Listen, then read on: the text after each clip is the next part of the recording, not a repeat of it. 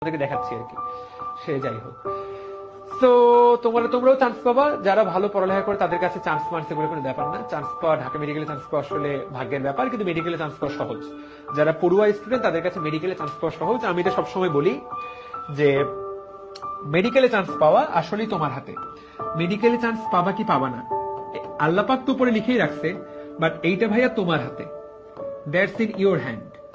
তুমি যদি বলো ভাই আমার ভাগ্যে ছিল না বলে মেডিকেল চান্স পাইনি, আমি এটা কোনোদিনই বিশ্বাস করি না। কারণ 70 বার তুমি পাও নাই, এখানে ভাগ্যের কোনো রোল নেই। হ্যাঁ, ঢাকা মেডিকেল কলেজে চান্স পাবা কিনা, তুমি টপ 10-এ টপ 5-এ থাকবা কিনা, টপার হবা কিনা, এইটা আল্লাহর হাতে। কারণ তুমি তোমার সর্বোচ্চটা করলা, তোমার চেয়েও বেশি কেউ ভালো পরীক্ষা দিয়ে দিল। So that's it.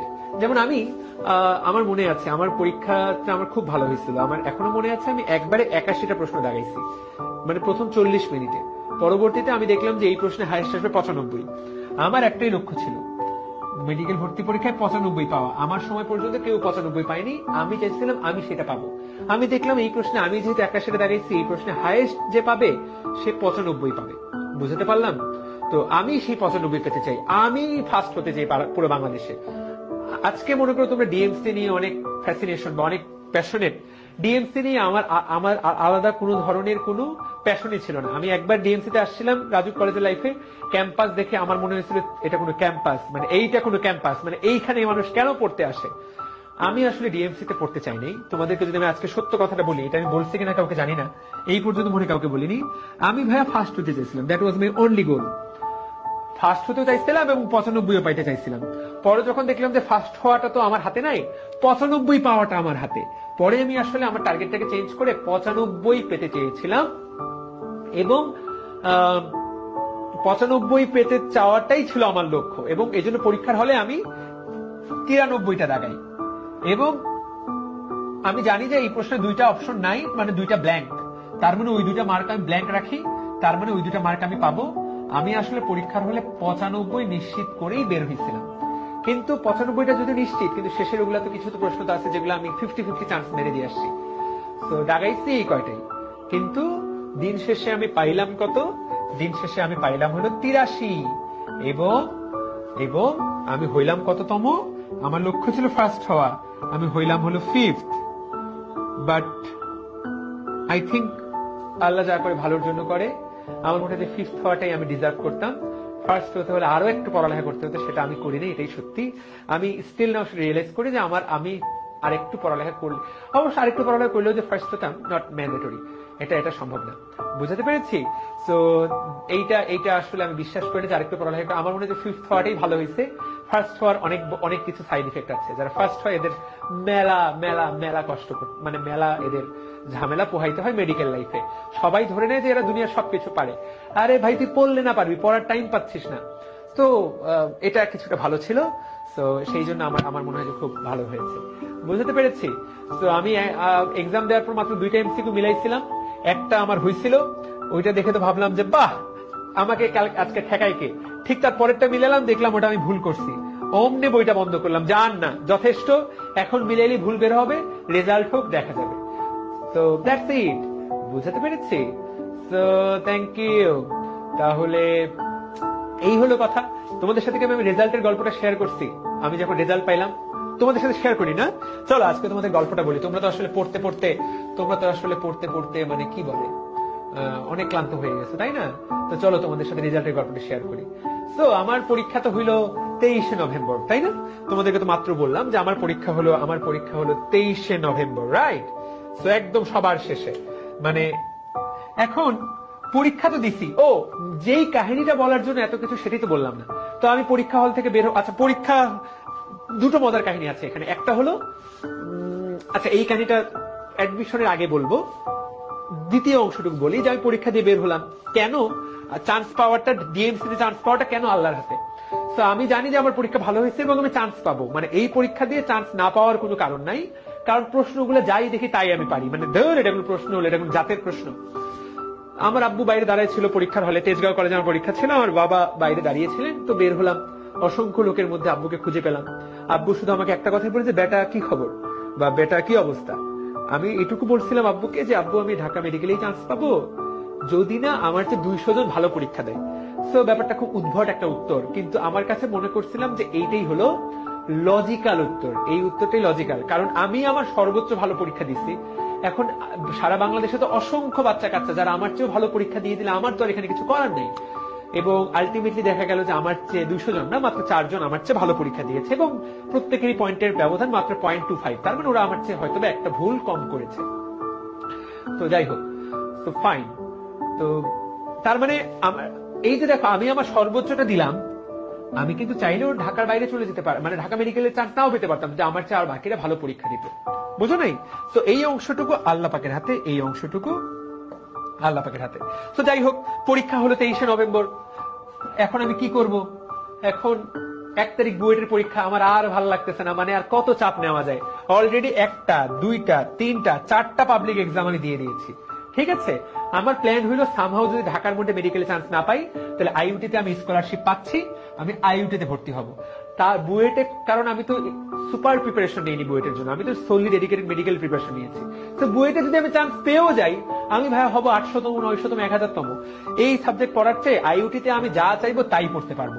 আইইউটিতে বোধহয় আমি 199তম হয়েছিলাম, এবং এটা কিন্তু ফ্যান্টাস্টিক একটা, মানে 199তম হওয়া মানে কিন্তু এটা একটা ফ্যান্টাস্টিক একটা পজিশন, মানে অবশ্যই ফার্স্ট থেকে থার্ড ফোর্থ না, কিন্তু উইদাউট ইন প্রিপারেশন 199তম হওয়া মানে এটা অনেক ভালো প্রিপারেশন, সত্য মানে অনেক ভালো রেজাল্ট।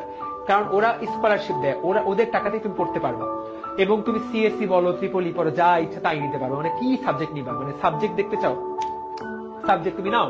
আমার যে সকল বন্ধু বান্ধব ইঞ্জিনিয়ারিং কোচিং করছে, ওরা হচ্ছে 600তম 800তম, ওরা আমারে ফোন দিয়ে যখন শুনলাম 199তম, ওরা মোটামুটি খেপে গেল বা মন খারাপ করলো, যে হালা, মানে তুই করলি না কোনো কোচিং, তুই কেমনে, তুই কেন হবি? সে যাই হোক, তো আমার প্ল্যান ছিল এইটা। এখন রেজাল্ট হবে 25শে, রেজাল্ট হবে 25শে নভেম্বর, রেজাল্ট হবে 25 নভেম্বর, বা রেজাল্ট কবে হবে আমরা জানি না। 23 নভেম্বর আমি পরীক্ষা দিলাম। এখন এর মধ্যে আমি আবার দুঃখিত, এর মধ্যে আসলটাই তো বলিনি, এর মধ্যে আবার এর মধ্যে আরেকটা পরীক্ষা হয়েছে, সেটা হল আর্ম ফোর্স, 9 নভেম্বর।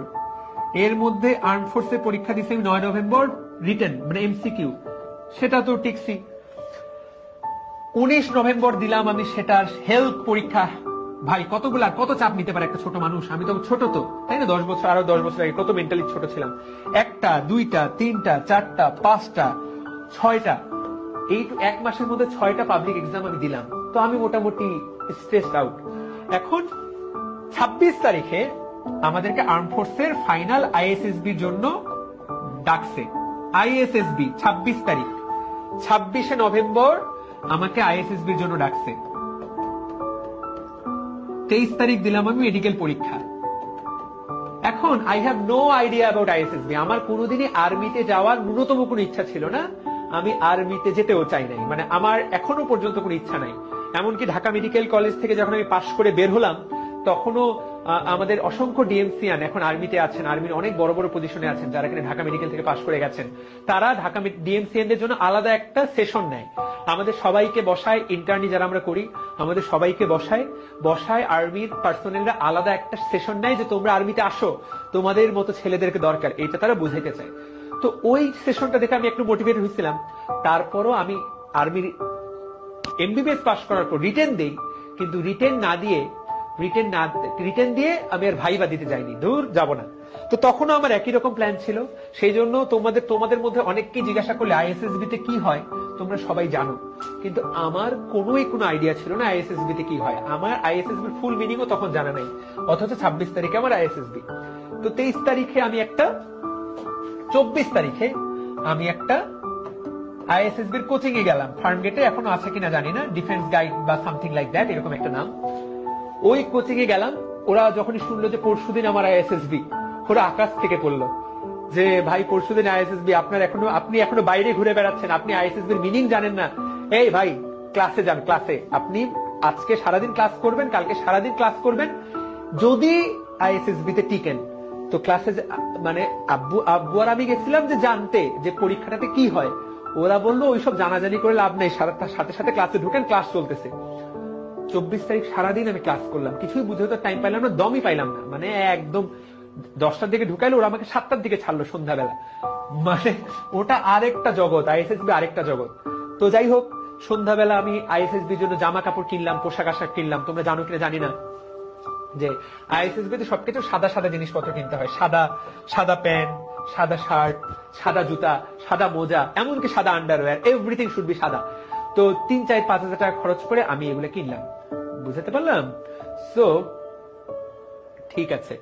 তো তারপর 25 তারিখ আবার গেলাম, কারণ আমার হাতে মাত্র একদিন আছে। ততক্ষণে আমার মাথায় চাপে বসছে যে আইএসএসবি আমি কিভাবে পার করব। 25 তারিখ ক্লাস করতেছি, বেলা 11:30। আমি প্রচন্ড মনোযোগ দিয়ে ক্লাস করতেছি। হঠাৎ করে বাইরে থেকে একজন এসে বলল, এই মেডিকেলে রেজাল্ট হয়ে গেছে। তো ক্লাসে মোটামুটি 50 জন ছিল। ক্লাসটা ছিল ওই বিল্ডিং এর 8 তলা বা 10 তলায়। 1 মিনিটের মধ্যে ক্লাসে একজনও নাই, এবং সবাই হয় সিঁড়ি দিয়ে না হয় লিফট দিয়ে নিচে নামতেছে। ফার্মগেটের ওই জায়গায় কম্পিউটারে দেখবে। তো আমিও কোনো মতে লিফট দিয়ে মানে কোনো মতে নামলাম আর কি। এখন নামে তো আমার মানে হার্টবিট তুমি অনুভব করতে পারতেছো, মানে কি পরিমাণ পাম্প করতেছে। তো 2-3টা কম্পিউটার দোকান গেলাম, এগুলো অলরেডি সবাই বুক করে ফেলছে, মানে সবাই সবাইটা দেখতেছে। একটা দোকানে গেলাম, ওটা এখনো খালি। আমি বললাম যে ভাই আমার এই রোলটা দেখেন। আমার এখনো মনে আছে, স্মৃতিটা আমি চোখের সামনে দেখতে পাচ্ছি, মানে আমার ওই সময়টা আমি এখনো ফিরে যেতে পারতেছি। ওনাদেরকে শুধু বললাম যে ভাই আমারটা একটু দেখেন।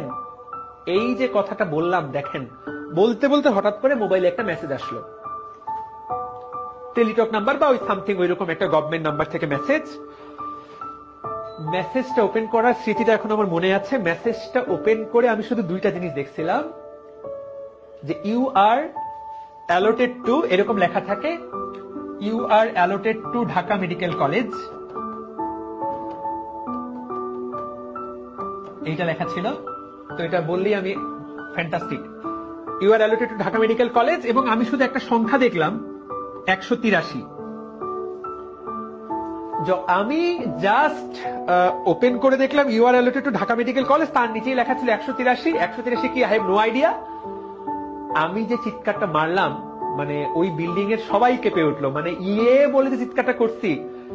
পাশের একটা আঙ্কেল ছিল, ওনার মেয়ে বোধহয় দেখবে, মানে ওনার মেয়ে বোধহয় পরীক্ষা দিয়েছে। আঙ্কেল বলল, এই বাবা কি হয়েছে কি হয়েছে? আমি বললাম যে আঙ্কেল আমি ঢাকা মেডিকেলে চান্স পেয়ে গেছি। That was the moment. Uncle বলল, তাই নাকি? খুবই ভালো, দেখি তোমার মেসেজ, দেখি তোমার মেসেজ, কততম হইছো তুমি? আসলেই তো, মানে কততম হয়েছি আমি এখনো জানি না। আমি ঢাকা মেডিকেলে চান্স পেয়েছি, আমি ভাবছি আমি 183তম হয়েছি, কারণ ওখানে আমার। তো আঙ্কেল বললো যে দেখি। তো আঙ্কেল আমার হাত থেকে মোবাইলটা নিল, আমিও দেখলাম যে লেখা আছে মেরিট 5, ইউর মার্কস 183। আমাদের সময় 100 মার্ক ছিল জিপিএ আর 100 মার্ক ছিল এমসিকিউ। তো আমি তো জিপিএ তে 100 ছিল আর এমসিকিউ তে 83 পাইছি, দুইটা মিলাই 183। তো আমি 5th। মানে এই জিনিস বুঝে উঠতে আমার ব্রেন প্রসেস করতে এই জিনিস আমার 3 মিনিট লাগলো। আই অলওয়েজ বিলিভ, মনে করে আমি সবসময় বিশ্বাস করছি যে আমি ফার্স্ট, সেকেন্ড, থার্ড, ফোর্থ হব। কিন্তু যত পরীক্ষা আসতেছিল তত মনে হচ্ছিল যে আদৌ পারবো তো। মানে একটা হলো যে বিশ্বাস থাকা, আরেকটা হলো বিশ্বাসটা চোখের সামনে দেখা। এইটার হিসাবটা আলাদা। মানে এই হিসাব তুমি ইহ জন্মে আমাকে যদি বলো যে সারা জীবনে ভাইয়া আপনার সেরা মোমেন্ট কোনটা, দ্যাটস ইট। এটা একটা, এবং আরেকটা যখন আমার জীবন পাল্টে গেছে, সেই গল্প আরেকদিন। তোমরা বলবে তোফায়েল ভাই খালি ক্লাসে গল্প বলে। আমার জীবন সেরা মোমেন্ট। এরপর আমার বাবা ছিলেন তখনও, আমার আব্বুকে কল দিয়ে বললো, আব্বু আমি ঢাকা মেডিকেলে চান্স পাইছি, 5th হয়েছি।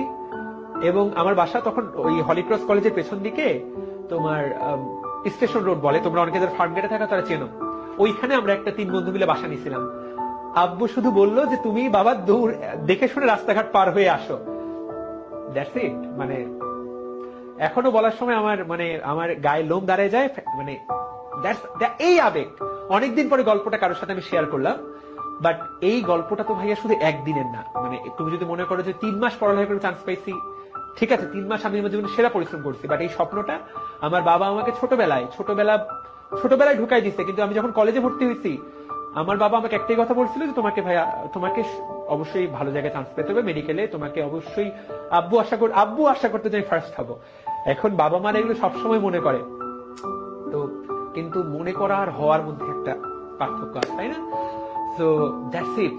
এরপর 25 তারিখ, 26 তারিখ আমার আইএসএসবি, রাইট? 26 তারিখ আমার আইএসএসবি। তো আমরা ওই বাসা ওই দিনই ছেড়ে দিলাম। আমাদের আসলে ওই দিন বাসা ছেড়ে দেওয়ারও কথা। তো বাসা ছেড়ে আমার ভাইয়ের বাসায় গেলাম। রাতের বেলা আব্বু বললো সকালে না তোমার আইএসএসবি। আমি আব্বুকে বললাম আব্বু অনেক, ডিএমসি ছাড়ে আমি এএফএমসি যাচ্ছি না। That was my line.